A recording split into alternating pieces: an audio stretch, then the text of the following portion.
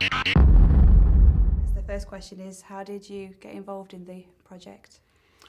Well, Rola Bauer from Tandem in Munich, that is the production company, she knew my work in Germany for quite a few years, and she'd seen me on Game of Thrones, and that's why she approached me and asked me if I wanted to do this. You play the tech specialist in the programme. How tech savvy are you? Are you in real life? Not at all. No. It's really sad. No, I'm really bad when it comes to computers, phones, but I've got someone that I can call. That's the most important thing. Yeah. Did you do any research into the technology within the show? I mean, do you know how realistic some of these? Oh yeah, well, definitely. I mean, I've like one of the devices that I develop or that we work with in the first season is the so-called Jaqen, which is like a scanning device that you bring in on a crime scene, and before anyone enters the scene, you scan it, and then you can recreate the scene later on holographically in a neutral room, and you can look for missed evidence, for instance. So.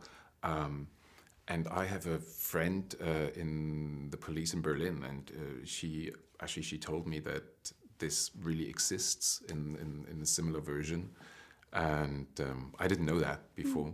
And we have, of course, we have people, tech advisors on set, and we also had tactical training before we started shooting. So holding a gun or storming a house would look real. There's quite a lot of characters with this show. It's more of an ensemble show than it is just sort of like something like 24, which just focuses on your Jack Bauer character.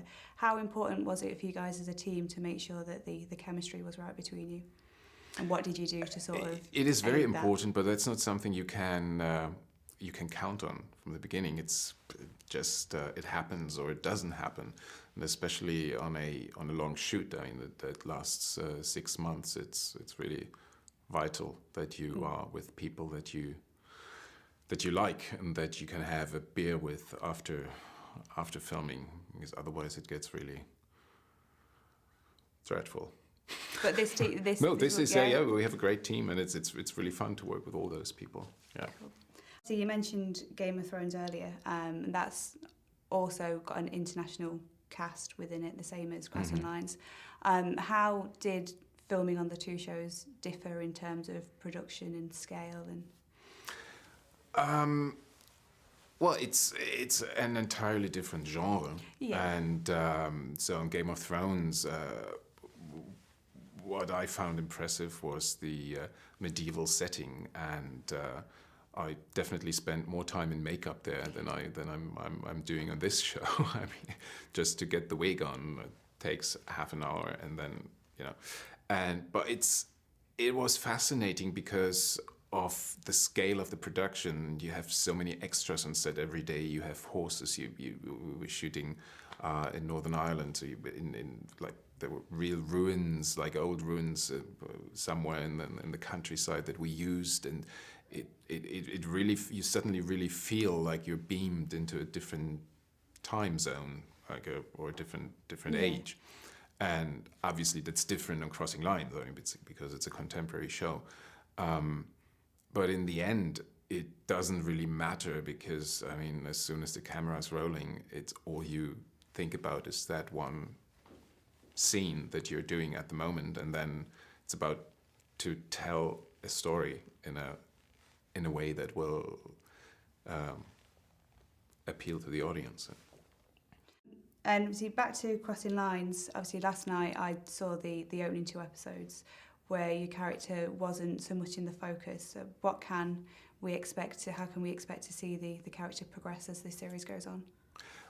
Well, it's definitely, I mean, if you have a team of 6 or 7 people, you can only highlight certain characters in certain episodes. So that's, my character definitely has more stuff to do as the season goes on. And what attracted me to the show was that there's a lot of horizontal storytelling. So we have the audience will go on a journey with the characters, and for an actor, it's interesting to portray a character really in depth, and to have the chance to develop a character over the course of 1 or 2 or 3 seasons. What was really important to me was that we would not just be your regular police force, but that all of us have darker sides and problems and personal problems and vices, and so to make a character complex. So your character is going to have some dark secret in the background too. Definitely. Wonderful. Last night during the Q&A, you likened Donald Sutherland to God. I didn't like him to God. I just somebody else said, and it just said he looks like it. I was wondering, how did you have any scenes with him, and what's he like to work with? Yeah, he's great. I mean, he's great to work with, and it is a special experience to have a scene with Donald Sutherland, because he's had such a long and successful career, and he's great, and there's a lot to learn from him just by watching him act. Yeah, so was there anything in particular that you saw him doing and think, I'm going to keep that for me? Well, it's more like their Bill does the same. It's more like their approach to acting. It's they're totally free to improvise, and they will try to do different things on different takes, and so they're always looking to get the ultimate out of a scene. What are you doing next? Obviously, there's series 2 of the show. I don't know yet. I mean, I'm going to be busy with this until March, and it's a pretty long time. It is, actually.